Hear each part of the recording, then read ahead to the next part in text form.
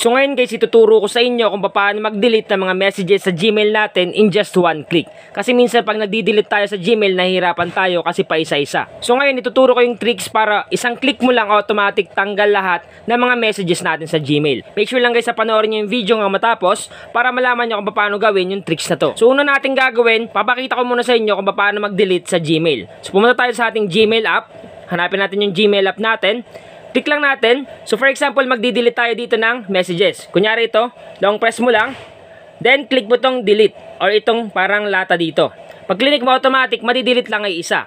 So hindi ka pwede dito mag-delete ng maramihan or pangkalahatan. So paano nga ba mag-delete lahat ng mga messages in just one click? So una natin gagawin, kailangan natin pumunta sa Google Chrome. Hanapin natin yung Google Chrome sa ating phone. So ito yon, click lang natin. Once na maklik mo yung Google Chrome, automatic dito tayo mapupunta. Ngayon susunod natin gagawin, kailangan natin i-set up to sa desktop site. So para ma-set up natin yan sa desktop site, click lang natin itong tatlong dot sa bandang taas sa kanan. Or kung minsan sa ibang device, hindi tatlong dot yung nakalagay. Minsan up arrow. So kung ano yung makita nyo guys, click nyo lang. Once na maklik nyo yan, hanapin natin dito yung desktop site. So ito yon, desktop site. Tandaan nyo guys sa desktop site. Once na makita nyo yan, check nyo lang yung box dito. Check natin. Susunod natin gagawin, pumunta tayo dito sa may search bar or search engine. Click lang natin. I-type natin dito yung www.google.com/mail. Yan guys yung i-type natin. www.google.com/mail. Once na ma-type na natin yan, search lang natin. So click lang natin itong search button dito.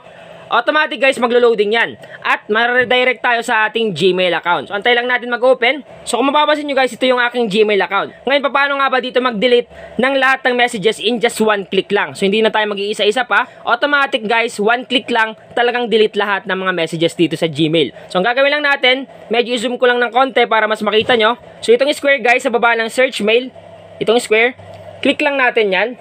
Once na maklik mo dito yung box, automatic guys, ma-highlight yung mga messages natin dito sa Gmail. Pero 50 conversation lang yan. Nakalagay dito, all 50 conversations on this page are selected. So hindi lahat.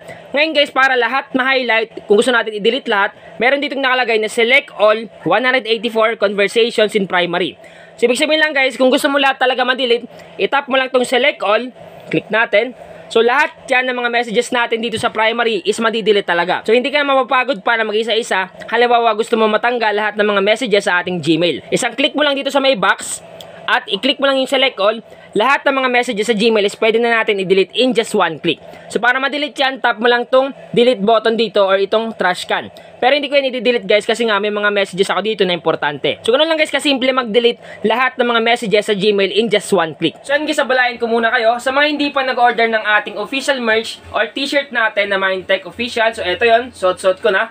Sa mga hindi pa nag-order guys, mag-order na kayo kasi nga konti lang to. So limited lang yung paggawa natin kasi yun lang yung kasya sa budget natin. Guys, promise maganda yung kanyang tela. Cotton siya, presko sa pakiramdam kahit tag-init. At syempre guys, yung print niya is vinyl. Vinyl print siya, talagang matibay kahit labhan mo siya, ibabad, hindi siya kagad tutuklap. So ganun kalupit itong ating t-shirt. So napakasimple lang mag-order nito guys. Pumunta lang kayo sa inyong Shopee app, click nyo yung search doon, ilagay nyo doon yung Mindtech Official. Automatic lalabas na yung ating merch. Doon na kayo mag-order guys. Or kung gusto nyo naman, i-PM nyo na lang ako sa aking FB page. Itong mismong FB page natin, i-PM nyo ako dyan. At pwede kayo mag-order sa akin ng direkta. So ano pang inaantay nyo guys, mag-order na kayo. Supportahan nyo guys yung ating kauna-unahang official merch ng Mindtech Official. Sana guys may natutunan kayo ngayon. Once again na Mindtech PH, thank you and God bless all.